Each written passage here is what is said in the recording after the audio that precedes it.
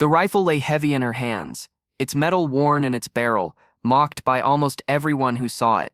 The instructor sneered as he shook his head, telling the gathered recruits, "That rifle is useless. Outdated. Don't waste your breath." His words stung more sharply than the cold wind cutting across the training field. For a moment, she almost believed him. Almost.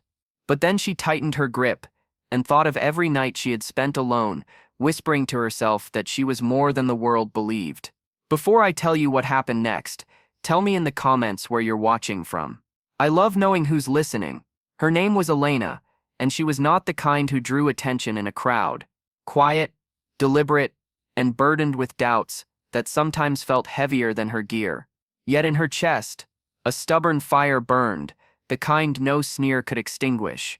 She had grown up with nothing but perseverance to her name, and this rifle, battered and dismissed, felt like a mirror of herself. Both overlooked, both underestimated. The others laughed when she raised it to her shoulder. The whispers cut through her concentration like blades. She won't even hit the first target. She heard them all, every careless word, but she also heard something else, the faint echo of her father's voice, telling her that real strength was quiet, patient, and steady. She pressed her cheek against the stock, breathing slowly, letting the weight of the weapon steady her own trembling heart. Dust shimmered in the sunlight. A flag snapped in the distance. The air seemed to hold its breath with her. The target, impossibly far, barely a dot against the horizon, mocked her with its silence.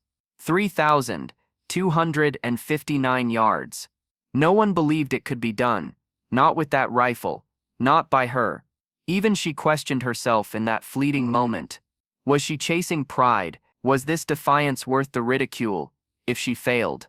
But failure, she decided, was not worse than silence. She squeezed the trigger. The shot cracked through the air like thunder, rolling over the murmurs of disbelief. For an eternity, nothing happened. Then, a sound so soft it almost went unnoticed, the faint metallic ping of the distant target giving way.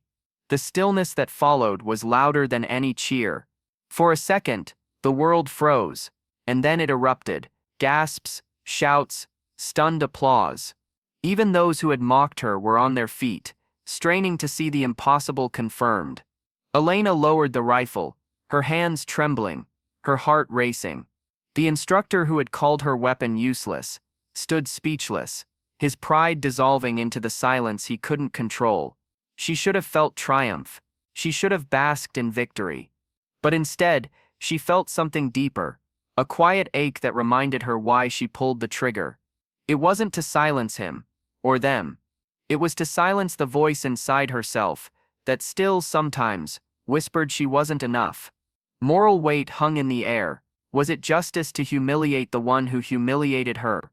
Or was the real victory found in proving that worth was never theirs to grant in the first place? Elena chose silence. She offered no boast, no glare.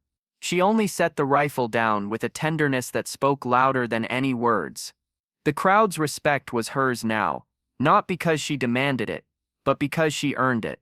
And in that moment, she understood something unshakable.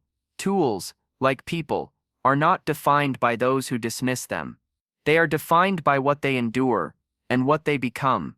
Because courage isn't loud, it's steady, and sometimes it waits years for the right moment to be heard. The same rifle once called useless became legend, and the girl once overlooked became a story whispered with awe across every campfire. If this story moved you, share your thoughts below, and subscribe for more stories of courage, resilience, and quiet strength. Your voice, just like Elena's, matters more than you know,